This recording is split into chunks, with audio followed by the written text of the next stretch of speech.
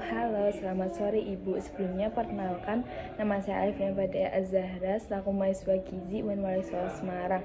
Nah, pada kesempatan kali ini saya akan melakukan penyuluhan tentang pencegahan anemia gizi besi pada bayi dan balita.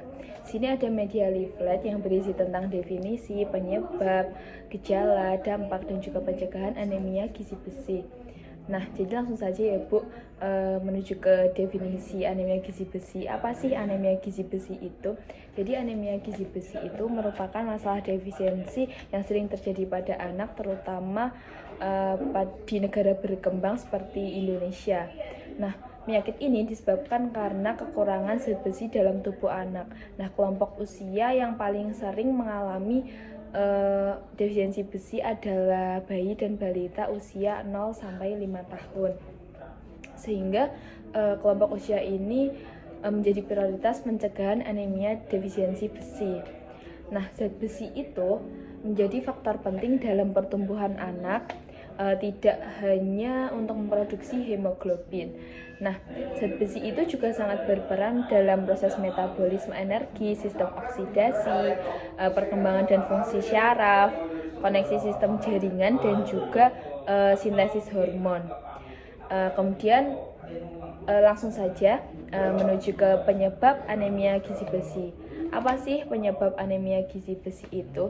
Jadi anemia gizi besi itu bisa disebabkan karena pemberian ASI non eksklusif.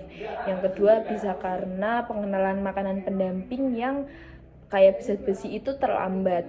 Kemudian yang ketiga bisa karena jumlah zat besi tidak mencukupi dalam makanan yang dikonsumsi anak. Kemudian yang keempat itu bisa karena peningkatan kebutuhan zat besi yang tidak terpenuhi berhubungan dengan pertumbuhan dan perkembangan yang cepat selama masa bayi dan masa kanak-kanak. Kemudian yang kelima bisa karena kehilangan zat besi karena beban parasit seperti penyakit malaria atau cacingan. Kemudian yang keenam itu sanitasi lingkungan yang buruk, air minum yang tidak aman, dan juga personal hygiene yang tidak memadai. Selanjutnya move ke gejala anemia gizi besi ya Bu. Jadi gejala anemia gizi besi pada anak itu seperti apa sih? Yang pertama itu anak bisa mengalami lesu dan lemas, kemudian mengalami nafsu makan berkurang, sulit berkonsentrasi, pusing atau sakit kepala, anak jadi merasa cepat lelah, anak jadi sering rewel atau menangis dan juga picah, atau sering masukkan benda-benda ke dalam mulut seperti tanah, pulpen, atau mainan-mainan gitu.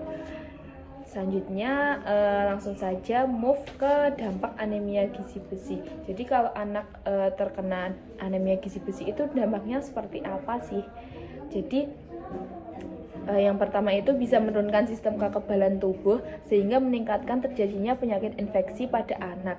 Yang kedua itu karena gangguan pertumbuhan organ tubuh akibat oksigenasi ke jaringan itu berkurang. Dan yang ketiga itu mempengaruhi fungsi kognitif, tingkah laku, dan pertumbuhan seorang bayi. Kemudian yang keempat itu mempengaruhi ketahanan fisik dan menurunkan daya konsentrasi dan prestasi belajar pada anak, karena zat besi itu juga merupakan sumber energi bagi otot, jadi mempengaruhi hal tersebut gitu ya Bu. Kemudian lalu move ke pencegahan. Jadi mari kita cegah anemia gizi besi dengan pemberian ASI eksklusif yang cukup sampai anak usia 6 bulan. Kemudian memberikan makanan yang tinggi zat besi seperti daging sapi, hati ayam, sayuran hijau, dan juga kacang-kacangan. Kemudian konsumsi air putih yang cukup setiap hari. Kemudian dan yang terakhir hidup bersih dengan rajin cuci tangan menggunakan sabun. Sekian dari saya, kurang lebihnya mohon maaf. Wassalamualaikum warahmatullahi wabarakatuh.